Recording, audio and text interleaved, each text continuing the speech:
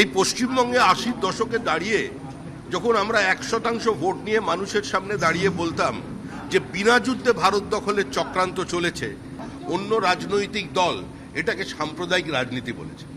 পশ্চিমবঙ্গের সীমান্ত বরাবর সমস্ত জায়গায় জামাতের উত্থান হয়েছে।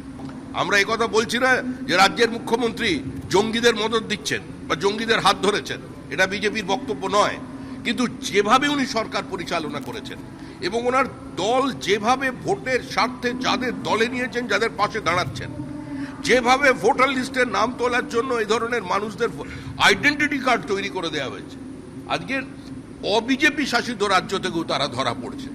আমাদের জাতীয় নিরাপত্তা একটা চরম বিপজ্জনক জায়গায় পৌঁছেছে।